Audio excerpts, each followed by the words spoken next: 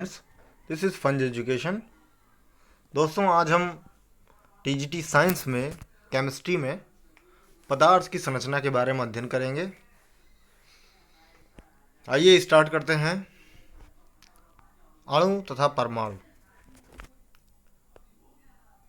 किसी भी पदार्थ की सूक्ष्मतम इकाई जिसे आगे विभाजित नहीं किया जा सकता उसे, यानी ऐसा पदार्थ का अविभाज्यतम कण जो है वो परमाणु कहलाता है। परमाणु शब्द डाल्टन ने दिया था। डाल्टन का एक परमाणु मॉडल था जिसका सिद्धांत है, उनके कुछ बिंदु ऐसे हैं। पहला है परमाणु अविभाज्य कण होता है, जिसको बाद में, यानी ऐसा सूक्ष्मतम कण जिसको उसके बाद जो है डिवाइड नहीं किया जा सकता। एक ही तल के सभी परमाणु एक ही समान में होते हैं, जबकि अलग अलग तत्वों के परमाणु अलग अलग होते हैं। परमाणु रासायनिक संयोग द्वारा पदार्थ की बड़ी इकाई का निर्माण करते हैं, जिसे अणु कहते हैं, जो कि एक विभाज्य कण होता है। परमाणु जो है वो रासायनिक क्रिया में संरक्षित रहता है, अर्थात इसे ना तो नष्ट किया जा सकता है ना ही निर्माण किया जा सकता है।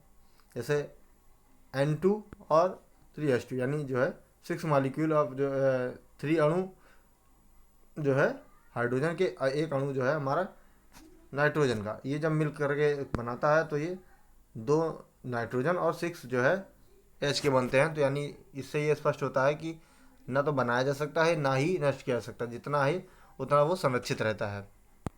आगे चलते हैं।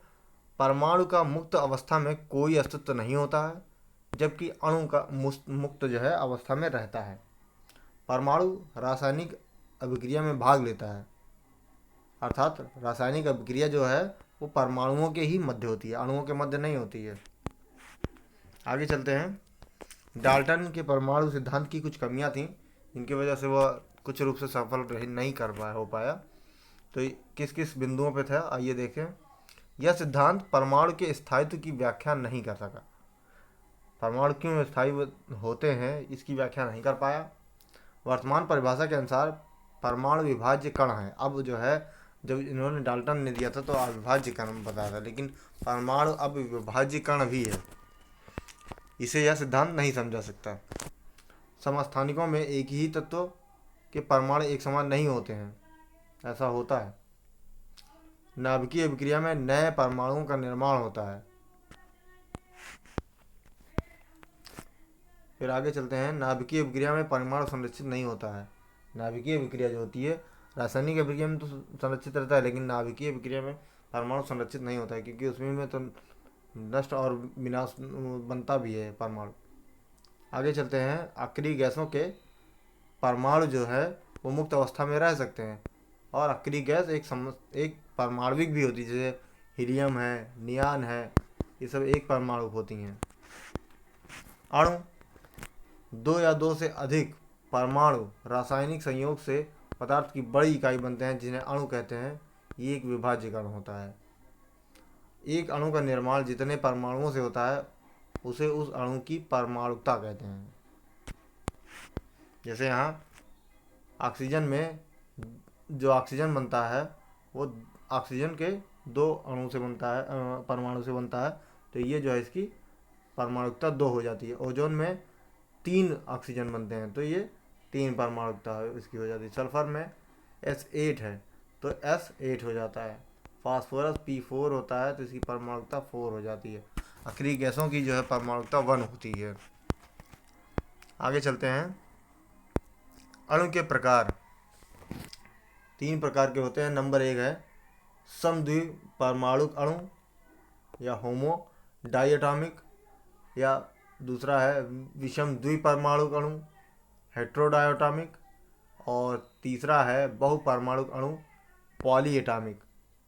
तो द्विपरमाणुक अणु में देखते हैं वह अणु जो 2 समान परमाणुओं के मेल से बनता है, जैसे दोनों जो है अणु से परमाणु सेम हो, जैसे H2 O2 Cl2 F2 और N2, ये जो है समद्विपरमाणुक अणु कहे जाएंगे।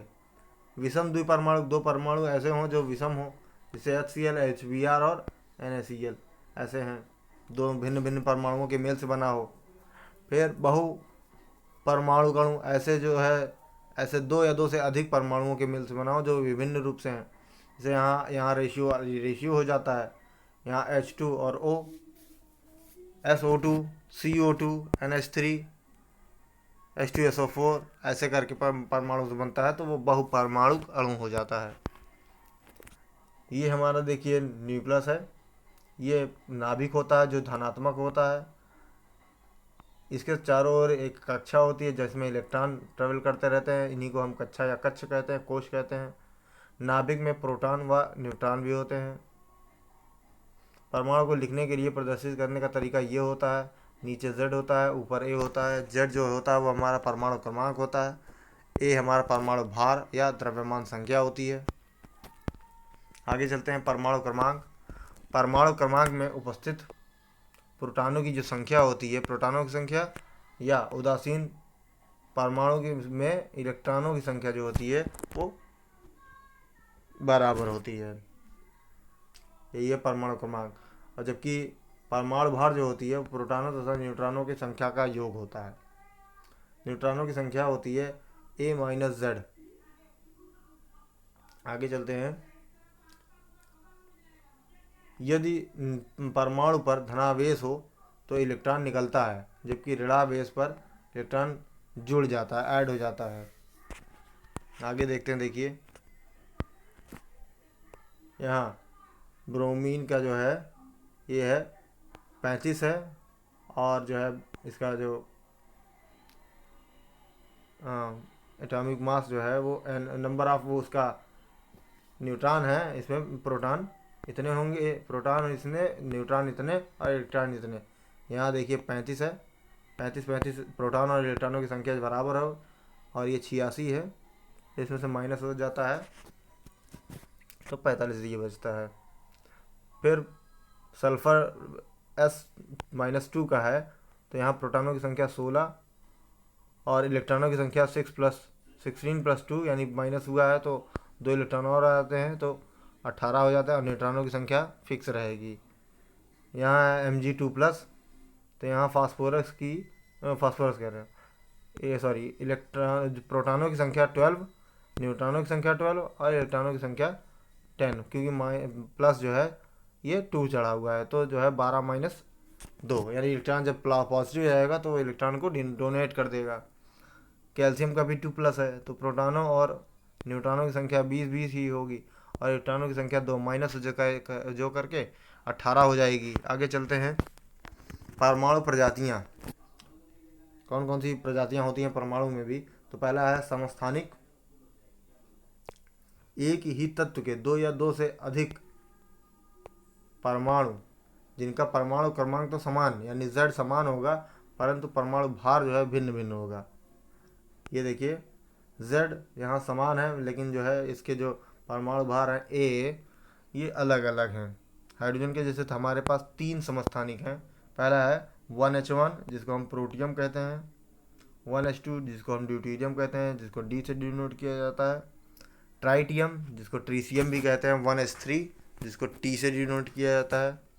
इसमें प्रोटियम में न्यूट्रॉनों की संख्या 0 होती है, ड्यूटीरियम में न्यूट्रॉनों की संख्या 1 और ट्राइटियम में न्यूट्रॉनों की संख्या 2 होती है। आगे चलते हैं। हाइड्रोजन के समस्थानिक जो ड्यूटीरियम का उपयोग होता है वो भारी जल यानी D2O के निर्माण में किया जाता है, जो कि नाभिकीय संलयन में यानी नाभिकीय संयंत्र में मंदक के रूप में काम करता है। ट्राइटियम का उपयोग जो है भूमिगत जल की पहचान करने में किया जाता है। कार्बन का समस्थानिक 14C का उपयोग जीवाश्मों की आयु ज्ञात करने के लिए कार्बन डेटिंग में इसका उपयोग किया जाता है। इसको कार्बन अंकन विधि या लीविंग द्वारा की गई थी। पहले बार लीविंग एक साइंटिस्ट थे जिनके द्वारा कार्बन अंकन विधि पहली बार की गई थी।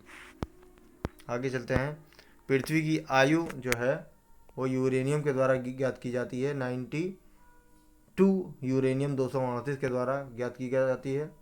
कोबाल्ट 16 ये भी समस्थानिक की है, इसका उपयोग कैंसर के उपचार में किया जाता है। सोडियम 24 ये है इसका उपयोग रक्त परिसंचरण के जांच में किया जाता है।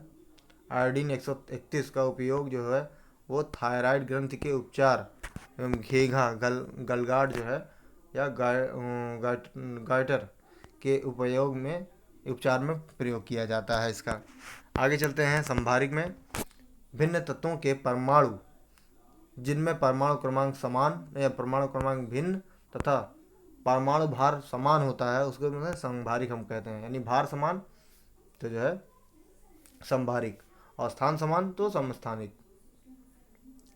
यहाँ देखिए Z1 और Z2 है क्योंकि भार समान है और समस्थानिक जो है ये इनके जो है परमाणु क्रमांक जो है भिन्न भिन्न है। आइए आगे देखते हैं आर्गन और पोटेशियम के। देखिए परमाणु भार बराबर 39 हैं, लेकिन इसके जो परमाणु क्रमांक है वो अलग अलग हैं। यहाँ कार्बन 14 है, यहाँ नाइट्रोजन 14 है। पर जो है दोनों के परमाणु क्रमांक भिन्न भिन्न हैं। ये हो जाएंगे संभारिक। सम न्यूट्रॉनिक जिसमें न्यूट्रॉनों की संख्या समान हो। 2 या 2 से अधिक परमाणु जिनमें न्यूट्रॉनों की संख्या समान होते हैं सम न्यूट्रॉनिक कहलाते हैं। जैसे यहाँ सोडियम और मैग्नीशियम में न्यूट्रॉनों की संख्या 12 ही है। सम इलेक्ट्रॉनिक आयन या अणु जिनमें इलेक्ट्रॉनों की संख्या समान होते हैं उनको सम इलेक्ट्रॉनिक कहते हैं। यहाँ देखिए H2O और NH3 दोनों में इलेक्ट्रॉनों की संख्या 10 इलेक्ट्रॉन ही है। और आइसोस्टार्स आयन या अणु जिनमें परमाणुओं की संख्या तथा इलेक्ट्रॉनों की संख्या दोनों समान है। N2 में भी इलेक्ट्रॉनों की संख्या जो नंबर ऑफ परमाणु है वो भी 2 हैं और कार्बन मोनोऑक्साइड में भी 2 हैं और इलेक्ट्रॉनों की संख्या भी 14 है और इसमें भी 14 ही इलेक्ट्रॉन हैं। ओके फ्रेंड्स, वीडियो कैसा लगा है ज़रूर बताएं, अपने कमेंट ज़रूर दें। अच्छा लगा हो तो लाइक सब्सक्राइब करना ना भूलें। ऐसे मेरे चैनल को अपना रिव्यू देते रहें ताकि मुझे पता चले। तब तक के लिए नमस्कार। अगले वीडियो में फिर मुलाकात होगी नए टॉपिक के साथ। नमस्कार, जय हिंद, जय भारत।